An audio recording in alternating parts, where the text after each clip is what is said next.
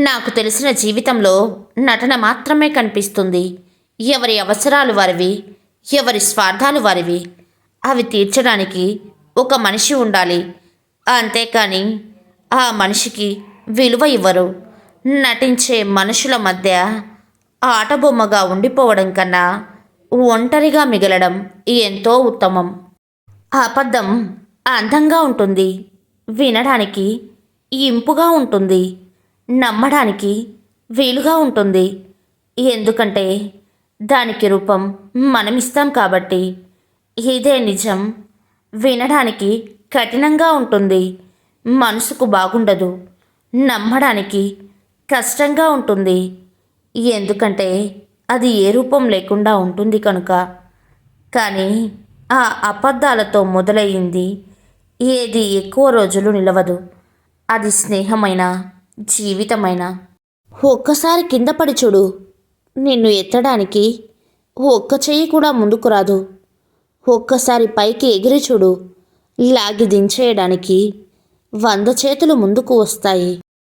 ఏడుస్తూ కూర్చుంటే కన్నీళ్లు కరిగిపోతాయి. కాలం కదిలిపోతుంది, కష్టం మిగిలిపోతుంది. అందుకే ఏడుపు నీ గుండెలో దాచిపెట్టి గెలుపు కోసం పరిగెత్తు. అలుపు లేకుండా ప్రయత్నించు. నీ ఏడుపుకి కారణమైన వాళ్ళే నీ గెలుపును చూసి తలదించుకోవాలి. నీ జీవితం నువ్వే నిర్ణయించుకో. కళ్ళ నిండా కుళ్ళుతో నిన్ను చూసే వాళ్ళకి నీ కష్టంతో పనిలేదు. మనసు నిండా ప్రేమతో నిన్ను చూసే వాళ్ళకి నీ లోపాలతో పనిలేదు. కడుపు నిండా ద్వేషంతో నిన్ను చూసే వాళ్ళకి నీ మంచితనంతో పనిలేదు. గుండె నిండా అభిమానంతో నిన్ను చూసే వాళ్ళకి నీ తప్పొప్పులతో పనిలేదు. రక్తం నిండా కోపంతో చూసే వాళ్ళకి నీ పశ్చాత్తాపంతో పనిలేదు. వీళ్ళే కాదు, నీ చుట్టూ ఉన్న 100 మంది 100 రకాలుగా చూడవచ్చు. వాళ్ళందరూ వాళ్ళ లోపల ఉన్న ఎమోషనల్తోనే నిన్ను చూస్తారు. నిన్నుగా చూడగలిగేది ఆ పైవాడి తర్వాత నువ్వు మాత్రమే. ఎప్పుడైతే నువ్వు నీలో ఉన్న తప్పులు ఒప్పులు, మంచి చెడు, నీ లోపల కోపాలు, నీలో ఉన్న మార్పులు, నువ్వు పడే పశ్చాత్తాపాలు, నీ చుట్టూ బాధ్యతలు, నీ ఆశలు, వాటికై నీ కష్టాలు, దేవుడిచ్చిన లోపాలు, నీ ప్రయత్నాలు, ఇలా ఎదుటి వాళ్ళను జడ్జ్ చేయడానికి మాత్రమే వెతుకుతూ ఉంటామే. ఇలా వాటన్నిటి ద్వారా నిన్ను నువ్వు చూసుకోగలిగితే, ఎలా లాయర్లా కాదు, జడ్జిలా, అప్పుడే నువ్వేంటో నీకు అర్థమవుతుంది. అదే అవేర్నెస్ అంటే. సెల్ఫ్ అవేర్నెస్ నీకు చాలా ప్రశాంతతనిస్తుంది. అనవసరంగా ఎవరిని ఏమీ అనలేవు. ఎందుకంటే నీకు తెలుసు ఎవరి బాధలు వాళ్ళకి ఉంటాయి లోపల అని. ఒకరిని ప్రశ్నించడం చాలా ఈజీ, కానీ నిన్ను నువ్వు ప్రశ్నించుకోవడం చాలా కష్టం. అందుకే ఎప్పుడూ నువ్వు తెలుసుకుంటూ ఉండు. అప్పుడు నీ ఎదుగుదల చాలా బాగుంటుంది. నీ మనసు చాలా ప్రశాంతంగా ఉంటుంది మిత్రమా. ప్రతి మనిషి కొన్ని అలవాట్లకు బానిస అయినట్లుగా ప్రతి మనసు కొన్ని మనుషులకు బానిస అవుతుంది.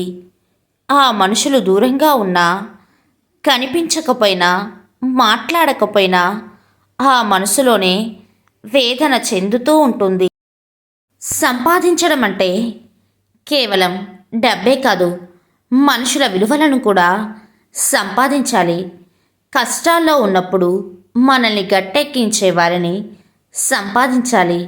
ఆపదలో ఉన్నప్పుడు ఆదుకునే వారిని సంపాదించాలి. బాధల్లో ఉన్నప్పుడు ధైర్యాన్ని నింపేవారిని సంపాదించాలి. ఒక్క మంచి ఆలోచన 10 చెడు ఆలోచనల్ని మంచి వైపుకు మళ్ళిస్తుంది.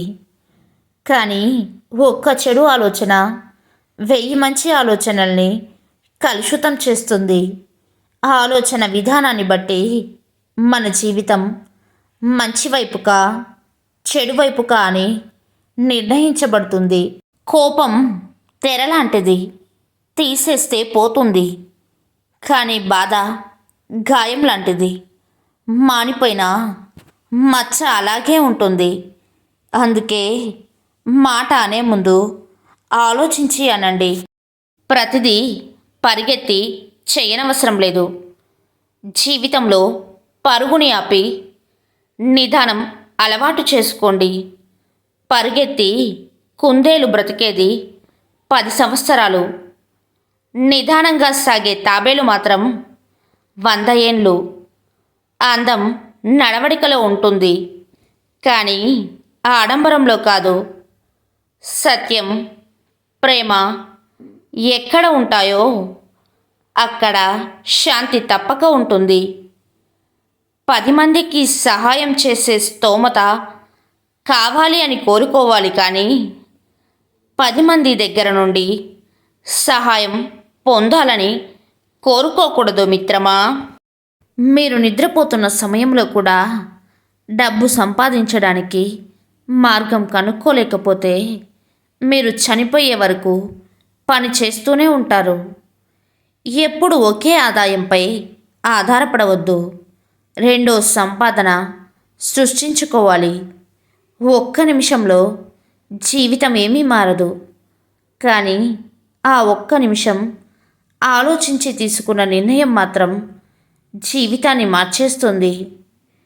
జీవితం చాలా కష్టమైన పరీక్ష. దానిలో చాలామంది విఫలం చెందడానికి కారణం ప్రతి ఒక్కరి ప్రశ్నాపత్రం వేరని గ్రహించకపోవడం.